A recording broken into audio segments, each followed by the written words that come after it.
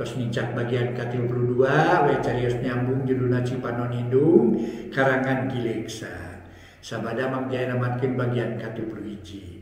Sadinten 2 kali upload para mitra gitunya. Sadinten 2 kali upload. Janten moal seueur sebenarnya. Sadinten 2 namun dugi katamat insyaallah para wargi kajabi mitra muka playlist Mang Jaya official nu parantos tamat mangga bade sekaligus ditamatkeun ge mangga nyangke. Tah gitunya mangga ayeuna Cipanon Indung karangan Kileksa bagian ke-32 urang lajengkeun. Atur nuhun nu parantos nu subscribe sareng loncengna nu ti acan subscribe di toya we subscribe sareng loncengna para mitra. Nu bade komentar naon we mangga atur nuhun katampi alhamdulillah. Ya para mitra mangga atuh Cipanon Indung karangan Kileksa dina bagian ke-32 urang lajengkeun wilujeng dadangu.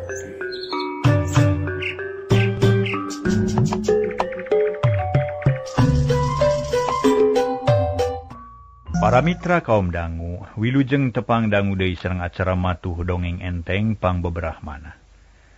Mang Jaya sapara kanca bade neraskeun hanca dongeng nu katunda carios nyambung judulna nyaeta Cipanon Indung karya Kileksa. Ayeuna nincak bagian ke-32. Harita Rojali parantos tetep tinggal naon teh hartos nama di aya di bumi Payuda. Malah mah di aku anak ku Payuda para wargi sadaya. Tos tumaninah digana didinya. Tapi nah Rojali bisa lila cicingna didinya atanapi henteu? Enggak, urang antosan para wargi dongengna. Mang Jaya bade neraskeun hanca dongengna ieu dongeng mung sakadar dongeng, rekaan malulu atuh karangan para wargi teu aya leresna. Bilih nu kasabit nami kasebat tempat hapunten sanes dihaja seru Kileksa ge. Dari dongeng teh cenah dialus-alus sangkan payus, direka-reka sangkan hade. Kitu para mitra sadaya. Mangga urang sami-sami Bandungan hanca dongeng nu judulna Cipanon Indung karya Kileksa dina bagian ke-32. Di studio Mang Jaya sapara kanca ngahaturkeun wilujeng ngadangukeun. Para mitra anu mulya, Rojali lila pisan mikir. Manehna milih-milih pilampaheun. Anu hade anu teu matak ngajeheutkeun kana hate Payuda jeung Ibu Yuda. Naha mending balik heula atawa nyuratan bae, Rojali hayangeun pisan balik ka lembur. Hayang tepung jeung indungna oge jeung babaturanana, tapi mun balik bisi Payuda teu panujueun, atuh teu puguh rasa Rojali teh loba ka paure jeung kasieun. Mungkin carana mah rek bebeja terus terang ka Payuda jeung Ibu Yuda. Yen aing aya perlu ngabejaan ka lembur, keun hayang ke marek bebeja ka Payuda kitu deui ka ibu. Sanggeus boga kapastian kitu mah. Rojali tuluy cengkat. Sup ka dapur rek mantuan beberes ka Mang Dudu nu pendek gede teh. Tapi ku Mang Dudu dicarek lewas ka hareup rek nempok kembang bisi candi siram. Tapi da pugu usum hujan keneh kabeh ge taneuna baraseu. Tungtung nama Rojali teh diuk sorangan ditepas, kop kana majalah tuluy dibaca meni anteng, sabab aya artikel nu dipikaresep. Kocapkeun pasosore harita sarengsena dalahar. Payuda jeung Ibu Yuda dariuk di patengahan bari lalajo TV. Rojali geuwat nyampeurkeun hatena geus buleud rek bebeja terus terang ka bapana, gek diuk langsung muka obrolan. Bapak oge ibu punten we bade ngaganggu aya kaperyogian sakedik. Aya naon Rojali? Pok caritakeun aya kahayang mah. Narek aya kahayang naon ku bapak moal burung dicumponan? Jawab Payuda. Nya ujang aya naon atuh ibu ge panasaran ieu teh. Tur nuhun Pak oge ibu kieu maksud abdi teh sakumaha nu parantos disanggeukeun ka pungkur yen abdi teh gaduh keneh indung anu mangkuk di lemur. Nalika abdi miyos ka kota abdi kantos diamanatan ku emak sangkan engah-engah ngawartosan ka anjeunanana. Kumitos keing pada melan ayeuna abdi tos diangkeun janten putra bapa kali ibu. Sasato senang abdi teh abdi ngaraos hancewang we pami teu ngawartosan ka emak bilih anjeunna dedeupeun. Taku margi kitu abdi nyuhunkeun widi we bade ngawartos heula ka pun biang. Nah kedah kumaha carana? Ceuk Rojali Daryanaker. Manehna teh nyumputkeun kahayang kacida bungaheunana Payuda jeung indungna. Hapunten jeung Ibu Yuda sabab sifat Rojali terang-terangan tara aya nu disumput salindung. Ye, syukur ari boga tujuan kitu mah atuh jig we rek kembali heula mah teu naon-naon taya halanganana. Sabab memang perlu nepungan indung nu ngandung. Sabab anjeun anu ngurus, anjeunna anu ngurus jeung ngagedekeun hidep.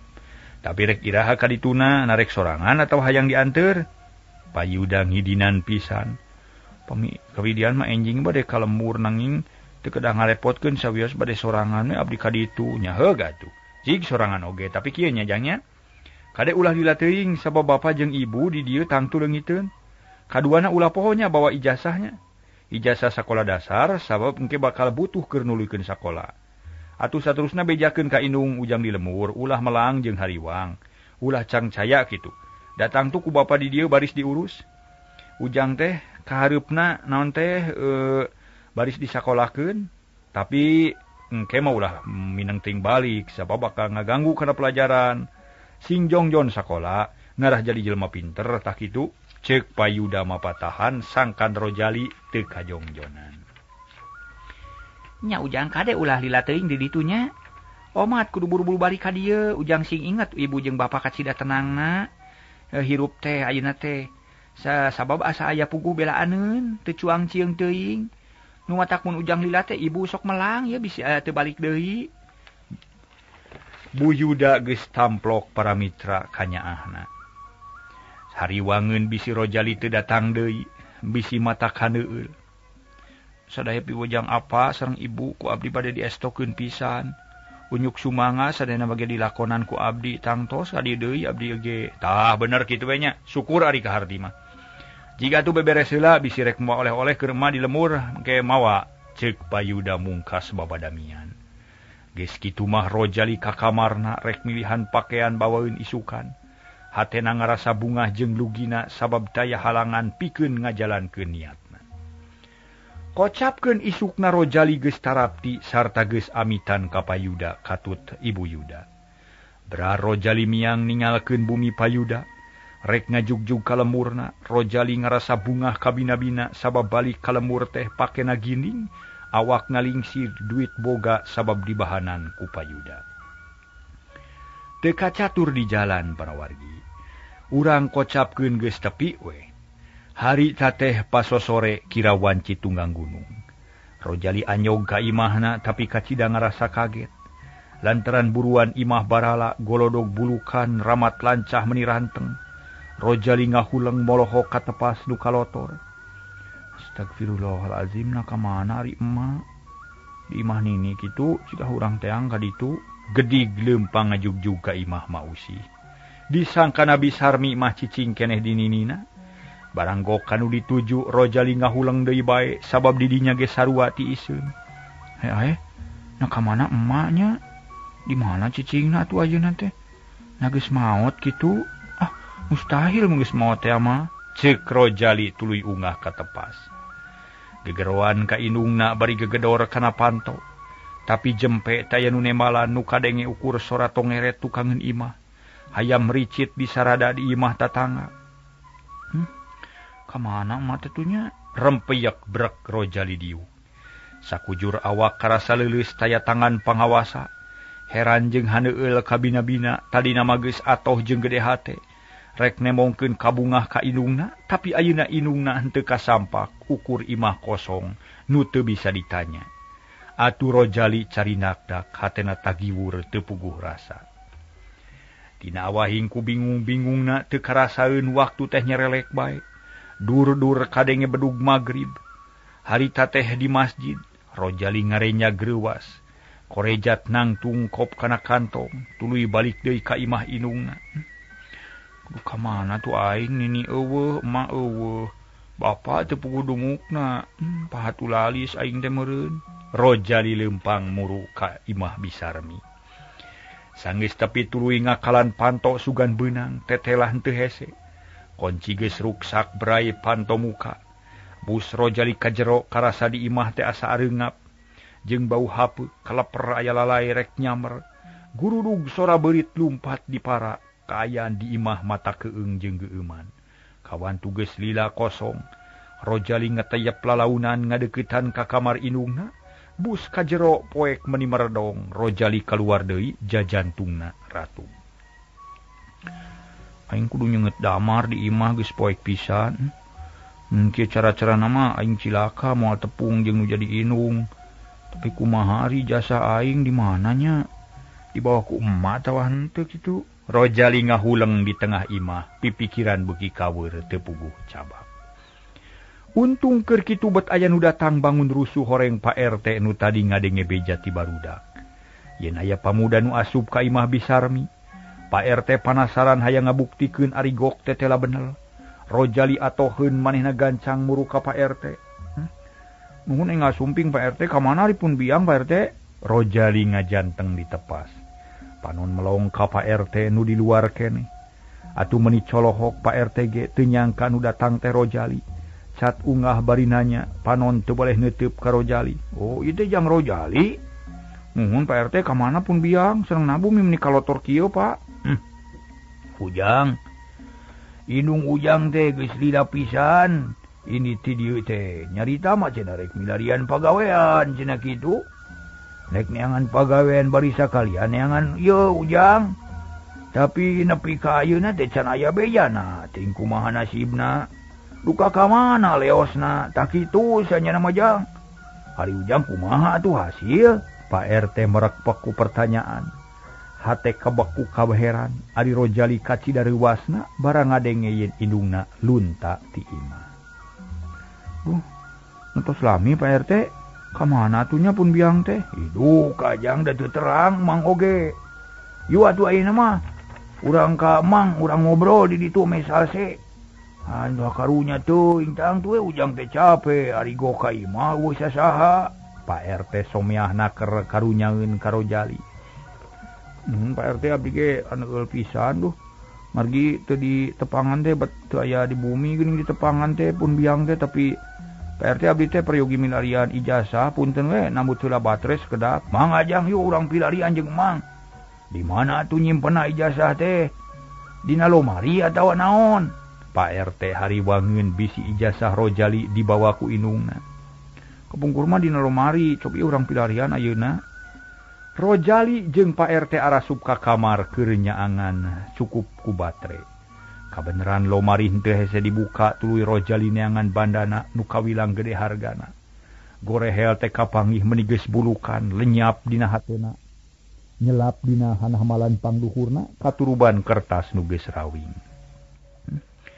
Alhamdulillah kapenak ning Pak RT teu dicana ku pun biang pami teu kapenak teh lapur abdi moal tiasa naon-naon ceuk Rojali bari malika Pak RT nu direret unggut-unggutan ngarasa lugina hate.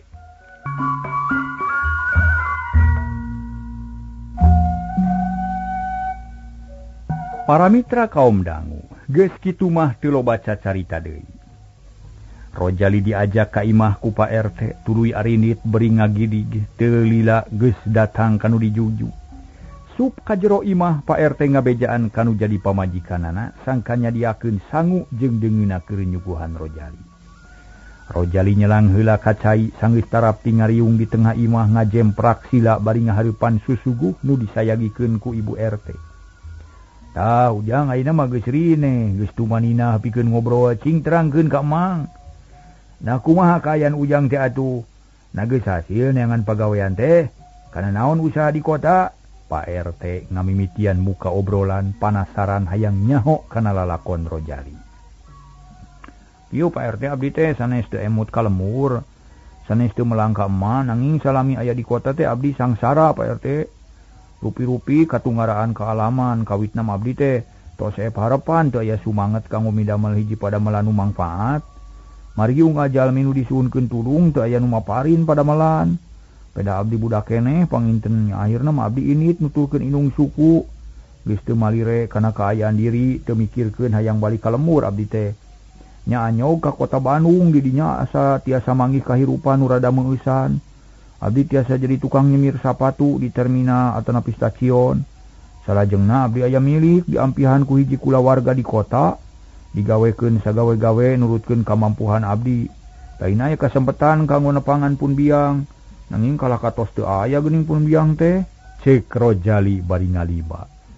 hatena sedih aliras ku nasib indungna. Kitu. Wayahna we sing sabar ujang ulah aral jeung subaha. Keun ulah salempang da moal ka mana-mana inung ujang mah. Dina hiji mangsa cangtu bakal mulang deui ka lembur. Pak RT ngababaraha teh Rojali sok sanajan ari hatena mah sarua ngarasa melang. Bisi sarmi pinanggih jeung kasulitan salila ngalalana. Kamana pun biang teu salarosna nya Pak RT. Na teu nyarioskeun bade ka mana-kamanana. Pamipungguh tujuan nama tangtos we ku abdi bade disusul manawi tiasa kapenak deui. Ceuk Rojali panasaran hayang nyaho kana tujuan indungna. Tapi Pak RT kalah ka ngahuleng sabab bingung. Bingung para mitra sadaya. Harita teh teu terang tujuan anak manggih sabab indung hidup teh teu nyaurkeun naon-naon jeung teu ngomong ka mana-kamanana. Memang ari amitan makungsi ka dieu ka mang teh nitipkeun imah. Ka mang teh tapi da teu terang ari kana tujuan nama. Boh ka mana-kamanana tak kitu ujang.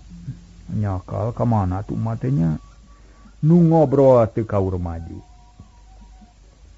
Rojali mineng ngahuleng. Pak RT jadi ngarasa kagok. Rek tatanya nu leuwih loba ge anggur milu ngahuleng. Harita teh para mitra tungtungna jarempe ukur nyarita sakecap-kecapeun. Marengan rasa sedih jeung bingung anu ngancik dina hate Rojali. Tapi ka isuk teu loba nu dicaritakeun ku Rojali. Manehna ukur ngalamun ngawawaas kaayaan indungna nu tangtu bakal sarua sangsara. Lir ibarat anu karanapan ku manehanana. Sanggeus yakin yen indungna eueuh di imah Rojali amitan ka Pak RT yen rek ka kota deui. Nuluykeun pagawean bari rek maruluh indungna. Atuh poe eta keneh beramiang ka Bandung bari mawa hate nu rajet sedih jeung nalangsa inget kanu jadi indung Pak RT jeung pamajikanana ngajajabkeun ku pangduhan. Kota Bandung dina mangsa harita masih keneh dipapaes ku hujan. Mun peuting kacida mata keungna. Hawa tiis mata kabulusan. Mun beurang ngaririncik matak puga glampah buntulaku. Loba padagang anu humandeuar, loba jalma nu ngajentul teu puguh gawe. Eta kasangsaraan utamana karasa ku jalma-jalma leutik nu kahirupanana singsar wawalurat. Mana komo pikeun jalma-jalma nu teu boga tempat pamatuhan. Kaayaan kitu teh mangrupa hiji siksaan anu banget. Matak jengkel jeung aral. Harita ge di hiji tempat di Jalan Astana Anyar. Hiji awewe ngalamun para mitra sadaya bari ngalahun buntelan. Cameot di emper toko panon carinakdak beuki pias. Buu kusut jeung baraseuh di saweran ku cai hujan. Manehna ngahulang mikiran nasib nu tumiba. Hate sedih jeung nalangsa bet asa kacida teuing dodoja teh. Lantaran geus ampir 2 bulan manehna kasiksa ku kaayaan nu ampir-ampiran matak beak harapan hoream rek hirup di alam dunya. Gusti nu Maha Agung dugi ka iraha kasangsaraan abdi teh atuh. Na teu acan cekap nyiksa abdi aku dodoja nu sakieu bangetna. Nun Gusti mugi sing enggal ngalungsurkeun hiji pitulung ka jisim abdi. Mugi sing enggal ngalungsurkeun hiji pitulung ka jisim abdi, mugi sing kersa ngajait abdi tina jurang katunggaraan. Gusti nu Maha Kawasa. Eta awewe hatena jumrit ka nu Maha Kawasa.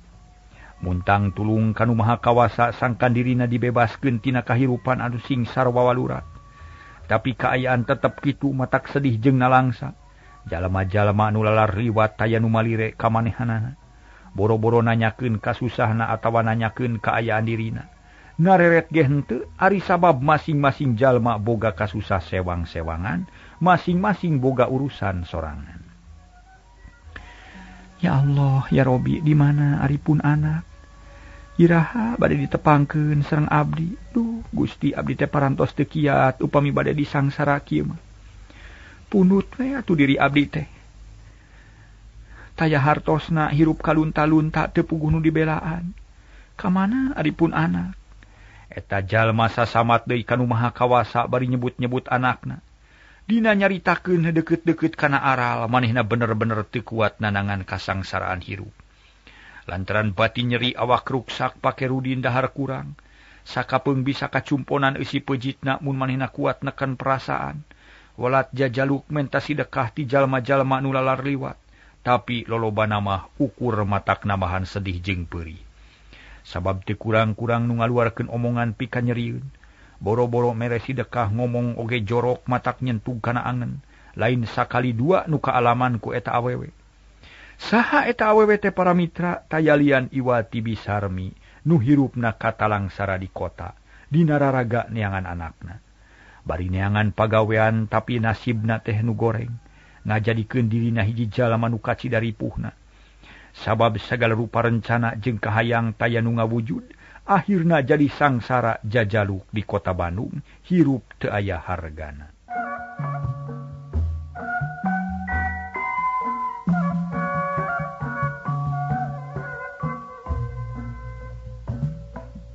Bisarmi harita tuluy nyarita. Taya gunana cicing wae mah bari ngalamun. Aing kudu usaha satekah pola pikeun neangan kadaharan keur eusi peuji. Najan berat oge kapaksa kudu jajaluk sabab taya jalan sejen Iwati kitu aing teh. Bisarmi cengkat lalaunan. Buntelan digandong deui suku nu geus barareuh karasa nyeri bari ngajeleti. Kulit anu tutung balas kapanasan jeung kahujanan katara beuki pewot kokoplokan. Padahal mah Bisarmi teh can kolot-kolot teuing ari umur mah. Koloyong Bisarmi kabelah katuhu maksudna rek neangan rejeki sahuapeun. Kereungeusian beuteung nu murilit menta eusi. Serog ka tukang kupat tahu namprakeun dampaleungeun bari menta lungas leung.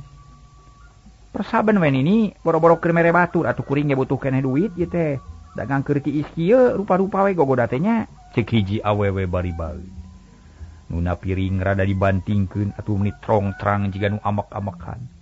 Hate Bisarmi ngalenyap gewat bijil bari nahan perasaan. Cipanon teu kabendung berbei bijil ngalemereh mapai pipina. Hampura we ibu kuring teh lain rek namahan keheul kanu keur kaweur. Lain namahan amarah kanu keur susah. Ari satadina masugan we aya sesa-sesa kupat sahuapeun keur eusi beuteung nu lapar.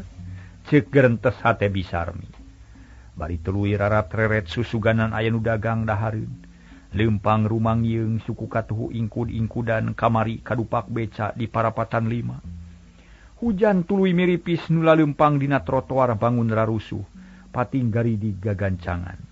Nu make mantel, nu make payung nu ditiung ku plastik aya oge nu cicipritan bari ngusap beungeut. Leumpang gancang bakat ku hayang tereh tepi kanu dijugjug. Ari Bisarmi leumpang satengah sosoloyongan muru parapatan rek megat mobil-mobil nu eureun. Susuganan aya nu lee hatena, daek malire ka jalma nu sangsara. Serog tepi ka parapatan kaparengan lampu beureum keur aya deukeut Bisarmi, atuh mobil teh rugreg areureun ngantai ngadaguan lampu hejo. Bisarmi gancang nyampeurkeun ka hiji sedan anu pang dekeutna ti manehanana. Sanggeus tepi namprakeun dampaleungeun bari nyarita meningalengis. Pasihan gan disuhunkeun karna Allahna. Manawi aya sih piwelasna kanggo maparin sedekah ka abdi nu batan sakieu. Pasihan juragan disuhunkeun luntur manahna. Kitu ceuk Bisarmi bari ngasongkeun dampaleungeun kana janela. Mobil anu muka teh ari nu tumpakna hiji lalaki nu ginding gigireun awewe sarua gindingna. Duanana ngareret ka Bisarmi sorot panon jiga nu ijid asa diganggu ku nu jajaluk. Persaban we nini, jawab eta awewe. Nu tayalian Iwati Ibu Yuda jeung Payuda nu keur aya di setengahing perjalanan rek muru ka imah babaturanana di Tegalega sabab dionang kudu ngawinkeun. Duh juragan mugi sing hawatos we abdi teh 2 dinten teu meunakna da. Disuhunkeun luntur galihna manawi aya sedekah jariahna kanggo abdi nu nuju ka sangsara kieu. Ceuk Bisarmi satengah maksa. Manehna can ngajauhan mobil. Dalam pubeureum keneh katamah-tamah di hareup macet.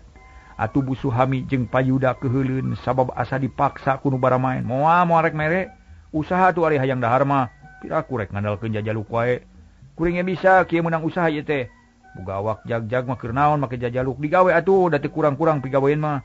Ceuk Payuda bari melotot. Cigana bae hatena keur jengkel, da biasana mah tara kitu-kitu teuing. Nya ih kabisa teh menta we jag-jag mah digawe atuh. Usaha nu bener da loba pakulian. Bu Suhami milu nyarita sarua jengkeleun. Tinggelegerna gelap mun hujan gede. tepati rewas pikeun Bisarmi. Jeung tara nyeri-nyeri teuing kana hate tapi ayeuna mah ngadenge omongan Payuda jeung Ibu Yuda meuni asa katur lengan bakat ku sedih. Hate rajet asa diwawajet, ceuli asa katorekan, leumpang asa teu napak. Koloyong ninggalkeun mobil nu ditumpakan ku Payuda. Nu satadina marek jajaluk deui ka mobil anu sejen tapi ngadenge ucap-ucapan nu peureus kitu, awakna jadi lungse taya tangan pangawasa. Duh, Gusti nu Maha Agung. Kedah kumaha atuh abdi teh naha. Nasib tebet kabina-bina teuing asa leuwih hina batan sato. Abdi teh rumaos ari kabisa mah. Ngan ukur menta. Sabab teu bisa usaha tapi upami dibandingkeun jeung nu maling mah asana teh leuwih hade menta. Ceuk hate Bisarmi bari nyusutan Cipanon. Hatena beuki sedih alah bata nu enggeus-enggeus. Perbawa hate nu kaweur jeung panon nu lamur anu ku Cipanon. Bisarmi jiga nu lieur leumpang sosoloyongan teu nempo ka kenca jeung ka katuhu. Ti beulah kenca aya motor anu mesledek hayang ti heula ari jol Bisarmi jol motor cedak kuprak Bisarmi kadupak motor. Jalma-jalma pating jarari. Ai. Nah, tuh tengah dulu teuing leumpang teh. Nutumpak motor gegelendeng bari memener motorna.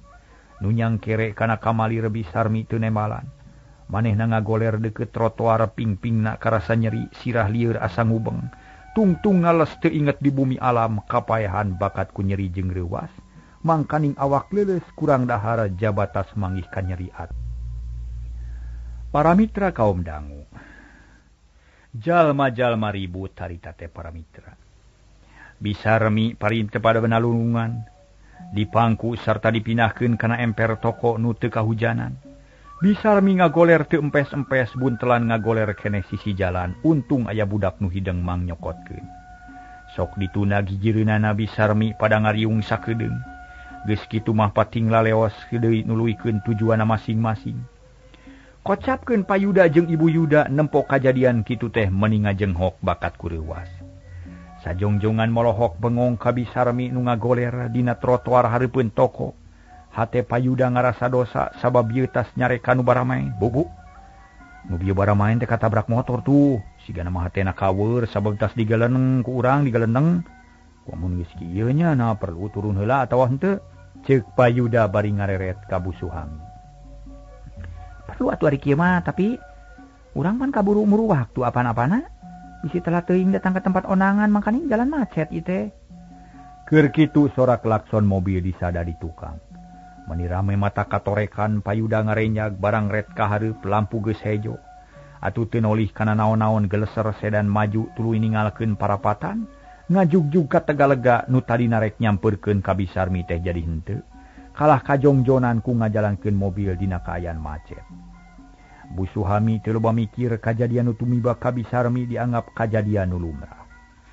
Kocapkeun Bisarmi harita teh teu aya nu nulungan, jalma-jalma ciga nu kagok rek nulungan. Kalah pating laleos nuluikeun lampahna. Tungtungna Bisarmi pada ninggalkeun ngagoler sorangan teu empes-empes. Tapi teu kanyahoan ti mana datangna torojol anggota polisi nyampeurkeun. Tuluy nanyakeun naon-naon nu kajadian ka jalma nu pareng deukeut kadinya. Polisi meunang katerangan yen Bisarmi kadupak motor tapi hanya ka nu tumpak motorna geus jauh, teu malire kanu cilaka, teu tanggung jawab. Polisi tuluy menta bantuan kanu aya di dinya sangkan Bisarmi dibawa kanu ieuh. Nu pantes keur nulungan nu cilaka, Bisarmi dibawa ka pos nu pangdeuketna, di dinya ditulungan akhirna sadar deui. Bisarmi dibere dahar, dibere duit, akhirna dilepaskeun, dah kitu kahayang Bisarmi. Manehna leumpang rumangieung mapai sisi jalan maju ngulon. Nasib. Bet asa kabina-bina teuing tetela hate jalma teh teu sarua. Batanya kalah kaminya mikeun. Batanya kalah kanya mikeun. Nyaah mere. Lainnya ka sesama manusia. Kumaha nasib aing saterusna. Kamana atuh ari Rojali meureun daya beja-bejana acannya. Ceuk Bisarmi ngomong sorangan. Mun kadenge kunu sejen matang tu disangka jalma nu siwa. Hujan rada raat meusan tapi langit tetep angkeum.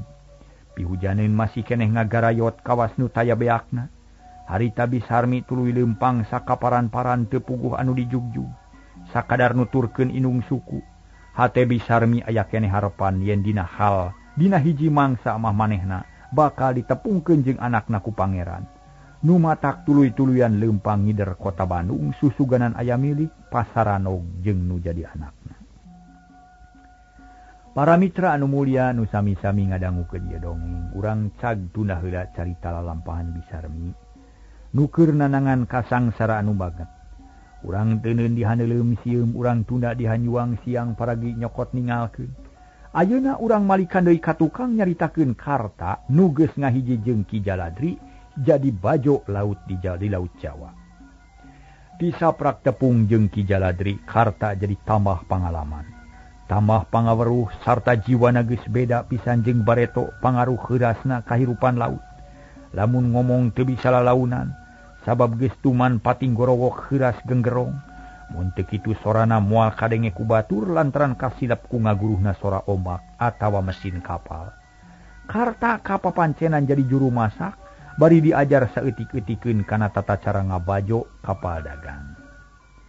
Kahirupan laut anu kacida para mitra beratna jeung loba kajadian nu mata kreuwas. Ngarobah sifat karta jadi barangasan, galak jeung gede wawanen. Taya kasieun, taya karisi, geus teu hariwang najan kudu angkleung-angkleungan di tengah sagara. Karta boga keahlian nu kacida nyong colangna tinulian. Karta pinter ngojay di laut sok sanajan dina kaayaan bahaya.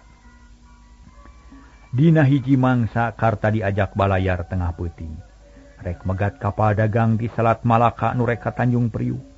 Harita Ki Jaladri ngeprik balad saayana kabeh dibawa taya nu kari. Ari sabab boga perhitungan, boga niat rek ngabajo kapal nu kacida gedena. Ki Jaladri geus boga perhitungan nu pasti yen peuting eta bakal aya kapal barang nu ngaliwat ka Laut Jawa. Karta, peuting ieu maneh rek dicoba ku dewek. Maneh kudu nemongkeun pangabisa maneh nu sahade-hadena. Maneh jadi juru masak dina kapal ieu, tapi oge kudu bisa ngancurkeun kapal musuh dina kaayaan kumaha bae. Sing teteg hate sabab mun untung urang bakal beungar. Ceuk Ki Jaladri bari nangtung dijireun karta. Nu harita keur diuk hanapeun tihang layar sabab kapal Ki Jaladri make mesin jeung make layar. Maksudna paeh mesin aya layar, mun tetep bakal ngajamin kalangsungan usahana. Kuring geus siap pikeun ngajalankeun tugas, tapi kapal naon nu rek dibajo peuting ieu? Na geus diperhitungkeun kalayan asak. Kade bisi ngabajo kapal tentara, nu akhirna urang pan sorangan ancur. Ceuk karta bari ngarere. Sorot panon seukeut beungeut geus jadi hideung balas kapoe di tengah sagara. Karta. Dewek geus walasan tahun jadi bajo di lautan. Geus apal kana kaayaan lautan sarta apal kana jadwal kapal nu balayar. Sakabe Laut Jawa jeung selat-selatna geus aya dina uteuk dewek. Tah. Pokona dewek moal kaliu. Boro-boro beurang najan peuting ge nyaho kabeh. Da kulantaran kitu maneh kudu nurut kana parentah dewek. Ulah ngarasa cangcaya jeung hariwang, tu tempo baranang ngabentang di langit hiji pituduh nu kacida hadena. Nu tara gagah jeung tara ngabobodo. Dewek geus apal ilmu palintangan, geus nyaho tata carana. Atuh sajawati kitu najan kasalahan ngabajo kapal tentara ge dewek geus siap pikeun yang hareupanana. Lain sakali disanghareupan kana kapal perang. Disanghareupeun kana kapal perang tapi can kungsi gagal. Anak buah dewek salamet. Ceuk Ki Jaladri bangun reueus, manehna taya kasieun atawa kakeueung sabab geus nekat. Anjeun mah pasti geus hafal kana geus yakin sagala-galana sabab geus loba pangalaman. Tapi kumaha kuring? Karta jiga nu can yakin kana kakuatan dirina. Padahal mah ku babaturanana jadi bahan pamujian da puguh sagala calakan. Kada. Sia ulah leutik hate euy. Jeung ulah cangcaya hirup di laut kudu buleun patekadan. Kudu gede wawanen. Jeung deui dewek ngarasa yakin yen maneh bakal mampu nyanghareupan sagala rupa nu bakal tumiba. Sing ingat sia. 2 tahun lain waktu nu sagedeung-sagedeung maneh geus cukup pinter hirup di laut. Cukup bisa diandalkeun ku dewek jeung batur-batur maneh. Jeung deui lamun maneh teu dibawa nyanghareupan masalah berat moal aya kamajuan. Da kitu Karta. Karta teu nemalan deui. Manehna ngahulang bari nyawang langit anu dipapaesan ku jutaan bentang nu baranang. Manuk laut nu potok sok liar peting katempo pating kalayang di Jomantara. Sora menipating karwak mata keung, ombak ngaguruh mesin kapal daya reureuhna. Ngaguruh handaruan. Dina kaayaan kitu jiwa Karta kawas nu geus kosong molongpong sabab ngabadug. Hapunten.